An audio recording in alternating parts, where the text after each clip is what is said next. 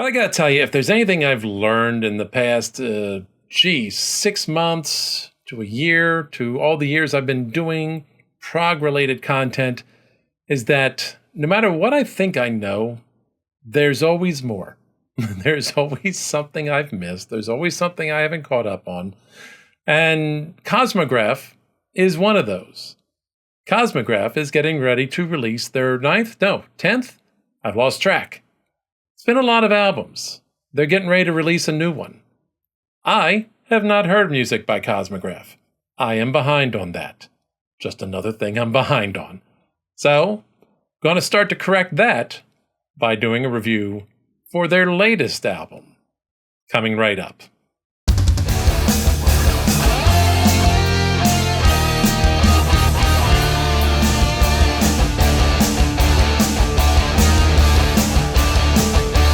Hey there, Prog Noggins. This is Dave. Welcome to Bleeding Edge, your weekly album review. Okay, yeah, slightly delayed from the last one, or slightly early, depending on whether or not you count that collection of albums I've reviewed as an album review, which kind of technically is and isn't. This is an in-depth review. And the band, of course, as I mentioned, Cosmograf. The album is the Orphan Epoch. And this is, 9th or 10th, give or take, somewhere thereabout. The way I read it, I'm not sure. And I didn't count them all myself because I'm lazy. It turns out Cosmograf is less a band than it is a project of one individual by the name of Robin Armstrong, who is an instrumentalist, played pretty much everything on the album, and a producer, and probably produced the album too. I didn't quite find an official credits list on that. And he also did the vocals as well as the writing for everything. He does have a buddy join him for all of this, Kyle Fenton on drums, and they got a guest on one of the tracks. That would be Peter Jones, a name you may well know, playing some guest saxophone on the track Seraphim Reels. So you got 7 tracks, about 47 minutes or so. It's a thematic concept album focused on the ideas of individuality and nonconformism and refusing the binary sucker's choice in favor of defining our own reality, or at least being aware that how we perceive things will define our reality for us, whether or not we're aware that process is even happening. I believe the quote is, "The world is not as it is as we are." It's a paraphrase. Go with it. It's wisdom. I'm sharing it. So, before I get into the breakdown of the album, let's go over the basics. Of course, if you got a moment there, please hit that subscribe button. And hey, if you like what I'm doing, hit a like button for me too. That would be awesome. And the methodology behind these reviews is I break the album into 4 categories, and I rate each of those categories on a scale of 1 to 5. The categories are intellectual, innovation, technicality, and emotional. And basically give you my thoughts on all of those. We tally up those scores, we average them out, and depending on how that comes out, if it does or does not accurately reflect my subjective view of things, if the objective numbers don't match my subjective experience, I might put on an enjoyment modifier that adds or subtracts a little bit from that score. We'll see how it goes. As always, we start with intellectual. Now, if you didn't get the idea from my description of the thematic concepts of the album, well, let me spell it out. Yeah, it's a pretty intellectual album. They kind of tip their hand to the listener just walking in the door and describing what the album is about. And they're, after a few, lost track, after a few consecutive albums there of lyrical imagery being heavy and not a lot of direct writing or more clear writing, so to speak, all these images and poetry and such, this one is refreshingly direct in parts. It's not entirely so that way. There is, again, some more abstract imagery and some things left to the listener's imagination to figure out what's being talked about, but there are also songs that are pretty direct in the message and pretty clear in the message and not really left to a lot of interpretation, which I like that. It's a bit of a change of pace for me compared to the last few albums, so I like that idea that I can shift things up a little bit. The messages, especially about being steadfast in one's identity and not being cowed by the opinions of the crowd and the herd, and being, so to speak, convinced to abandon your individuality. I like that messaging. That's one of the key things that comes out here. And the idea that we, to a large extent, really do define our reality and how we experience the world by how we interpret what we perceive. Yes, indeed, reality is, in fact, subjective in many ways. So if you want to change your world, sometimes maybe redefining it for yourself, shifting your perceptions can go a long way towards perhaps making the world a little bit more like you would like it to be. Yes, obviously we cannot change reality, objective reality. We can't change the laws of physics and things like that, but we can certainly change how we respond to things and where we put our attention. And it's an empowering message, I find, and I enjoy empowering messages. It's not the only thing they talk about in this album, though. Let's be clear about that. And they diverge into other topics at times, like the empty box. Diverges a little by focusing more on our response to grief and loss. And it's interesting in the song because I read it a couple times, and just to sort of get my clearer idea of what it's about, it's written in a way that it could very clearly mean grief that we most commonly think of, which is grief over the death of a loved one. At the same time, it could be applied to other kinds of loss, including loss of a way of life, loss of your plans for the future, loss of a job, loss of a relationship. So it's applicable in many ways.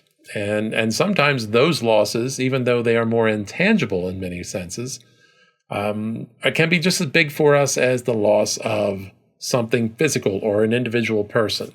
So it's cool the way it's written. I enjoyed that. So definitely some intellectual stuff going on there.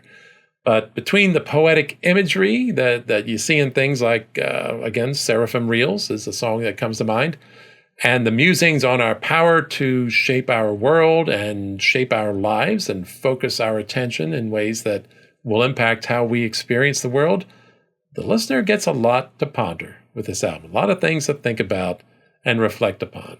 And for that reason, I give this category a 5.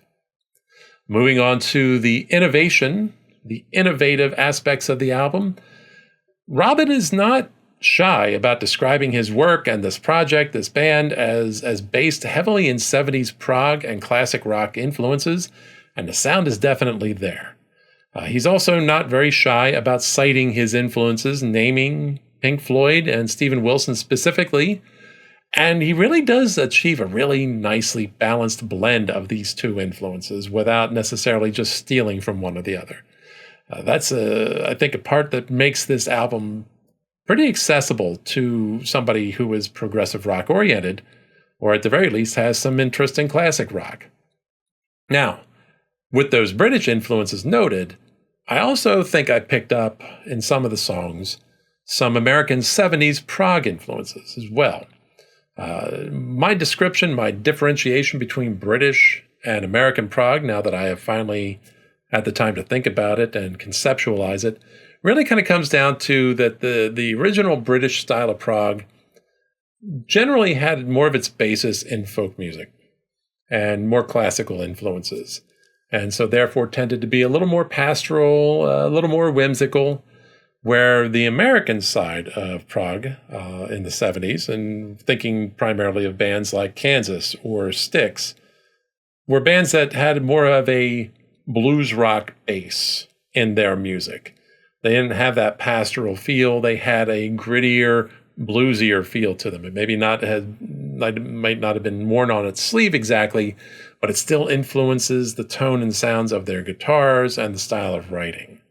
So the fact that I'm picking up on some, what I consider to be American prog in these songs, it's a nice counterpoint to the more spacey sounds of his British influences. Admittedly, the British influences we're talking about for him, Steven Wilson and Pink Floyd, weren't so much pastoral as they were more space rock, psychedelic rock influences, particularly Floyd. And of course, Steven Wilson picks that up on his own and reflects that through his own filter. So that idea that this blend of bluesier prog rock and spacier prog rock really works well for the album. It suits very nicely. Now, you may be asking yourself as I go on about all this, what does any of that have to do with innovation? Well, in all honesty, not a damn thing. This isn't Robin creating a whole new sound. He's not redefining the prog genre. He's really what he's doing is some great work within the already established boundaries and within the playground that is already known to be prog. He's not trying to create this whole new idea and this whole new genre or this whole new end of the genre, subgenre, whatever you want to call it. He's doing his thing within that playground. And as I noted, while the influences can be heard and some of the styles he picks up on are detectable, really what they do more in this case is make the music more immediately familiar and accessible without feeling like it's just been ripped off. He manages to blend in his influences and yet still keep it unique and fresh in his melodic and his compositional choices. No easy feat, let me tell you. So, no, he's not stretching the boundaries very much. He is reflecting exactly the influences he noted in his own description of Cosmograf's work. So, I'm going to score it a 3. It's not regressing. I don't think it's meant to. But it's certainly not pushing forward with something entirely new. Now, looking at the technical side of things, I gotta say, there's something I really love about meticulous arrangements and intentional compositions. And by intentional, I mean things that don't hit you with a lot of bombast. There are times when I love bombast, and I love getting smacked in the face like as much as the next guy. And there are times I just love these compositions where it feels like it was very slowly crafted, that it was made with a lot of thought and a lot of effort, and something that took its time, not rushed at all. I have no idea if that's how he composes or not, but that's the way I feel like this album is. It is meticulous and it's intentional in its compositions. It's never flashy, but it's also not simplistic. There's a lot of emotion and edge in just the right touches and the right balance throughout the album. There's a bit of flash here and there, but not much. It's mostly just in the crafting of the riffs, just in the way that they're presented, in the way the guitar solos are put forth, where Robin really shows his influences, particularly in his application of feel and tone. They're a little bit flashy, but not massively so. They're definitely emotional, and they definitely have a great feel to them and a great tone. And I really enjoy them. It's the idea of a David Gilmour and a Steven Wilson in the way they approach their guitar solos and the way they approach their playing that really seems to come forward here. At least that's the way I'm hearing it. Nothing that we're hearing here in this album is going to blow somebody's mind or knock them back from the stage with the virtuosity or some sort of over-the-top complexity. But that's also not what happens with, say, Steely Dan or Pink Floyd, to bring up a name I've mentioned already, for example. This fits in a similar category with both of those. There's nice groove, there's nice feel, there's a certain level of craftsmanship and meticulousness to it, and that's what comes forth in this album. I really like it. And in particular, I really enjoy his sense of rhythm. His and the drummer's name, whose name I've already forgotten. Give me a sorry. But the both of them, the way they play with a lot of syncopation and the way they favor the offbeats over the primary beats is really just hits a sweet spot for me. Really very nice, because it just, I don't know, to me it adds a little bit of punch, a little bit of power to what else is going on and keeps the music very active and engaging in my brain. I just love the way it hits, but somehow that the way those offbeats drive the music forward is just right for me. Chef's kiss on that. The album is exactly as technical as it needs to be to express the emotion of the music.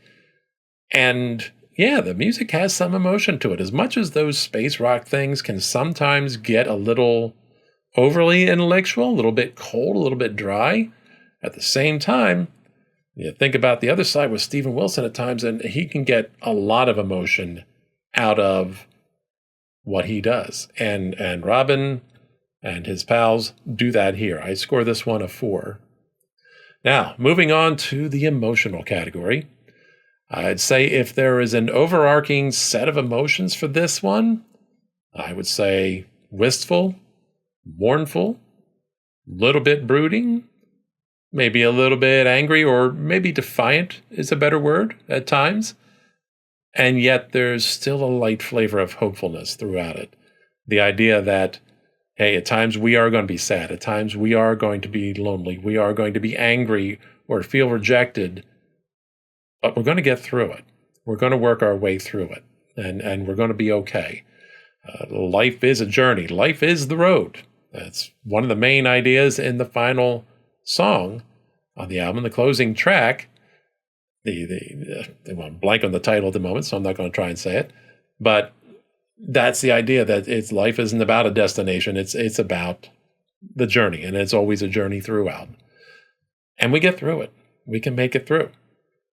Now, between the music and the lyrics, again, this album's hitting a sweet spot for me.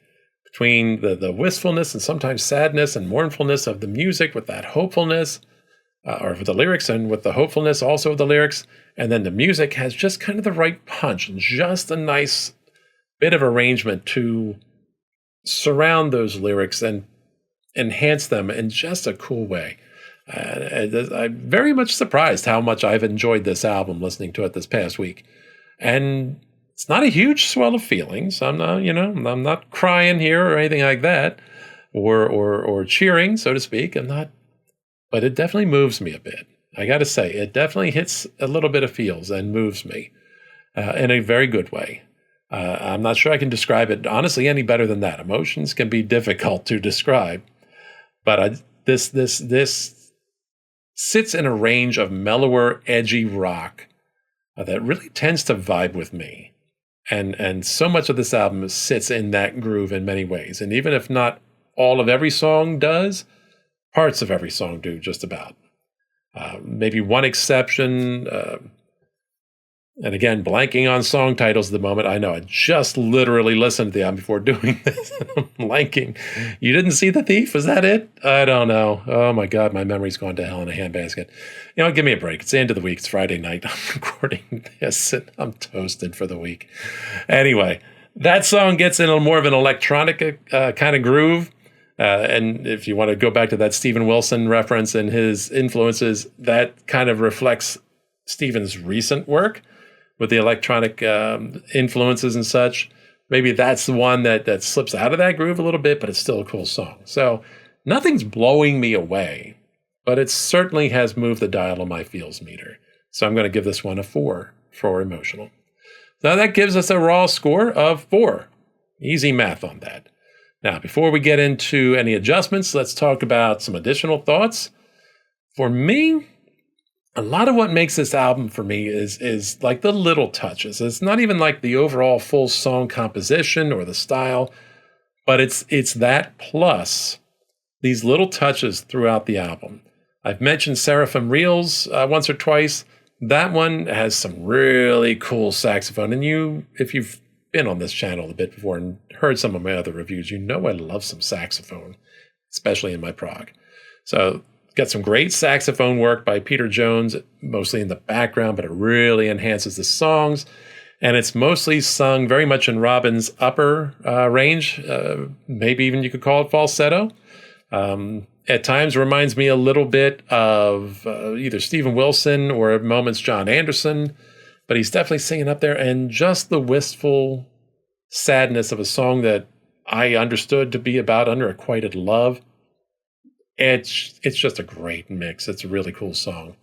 There's some haunting wordless vocals in the chorus of Kings and Lords that I think really is cool and adds some gravitas to the song. It's an unusual approach to pretty much just have verses and no lyrics for the chorus, but that's kind of the way he went. And like I said, it adds a grandness. It adds a gravitas to the song. It's one of my favorite songs. Those two are probably my favorite 2 songs off the album.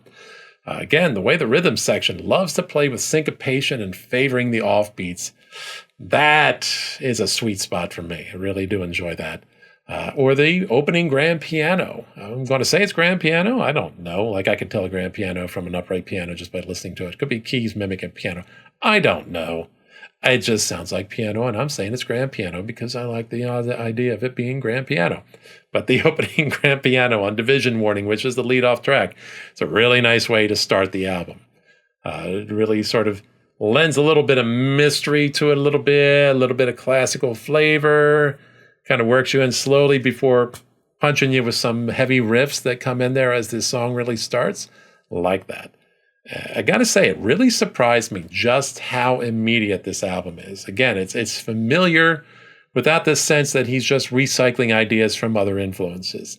The melodies are accessible, the lyrical concepts are intriguing and interesting and challenging, and it just is an album I've liked every time since I first heard it. It really bears and is still enjoyable on repeated listenings and tends to get just a little bit better each time. It's really one of my standout albums for the year, I think, in that sense. So as I mentioned, my standout tracks, Kings and Lords, it's a grand rocker, great use of wordless vocals in the chorus, hints of that 70s American prog I mentioned.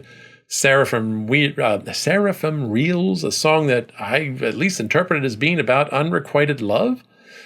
Sad and wistful, really kind of tugs at the heartstrings a bit. So for me, that score of 4 puts it pretty highly ranked among the albums I have reviewed so far this year.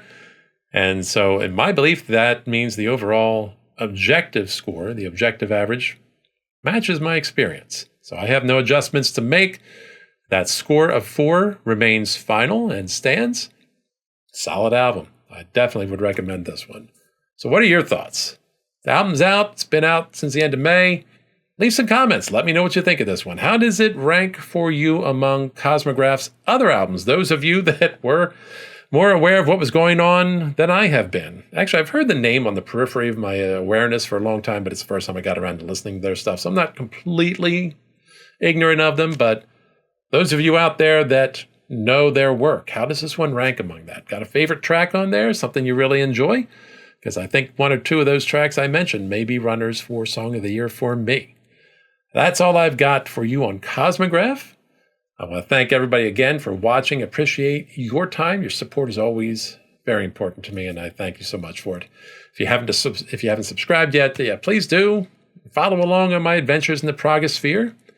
Next up, I'm still deciding. I'm not entirely sure what album is coming next, but I think it's a band called Phase Transition. I think that's where I'm going next. Believe it or not, I make this up as I go along sometimes. Meanwhile, before that comes out, another big interview coming up. Charlie Griffiths of Haken joins me for the 4th time, becoming the most frequent guest on Bleeding Edge interviews. That will coming up. It will be. I'm going to trip up at the end here. I'm not even editing this. I give up. That will be coming up very soon. You'll get to hear that nice long conversation that Charlie and I had over an hour. It's been a great time to see him again, and I enjoyed that. So that is coming your way. Finally, before the rest of my brain melts and leaves me with nothing left to function, I leave you with the reminder to never fear to deviate from the norm. And as always, keep it proggy.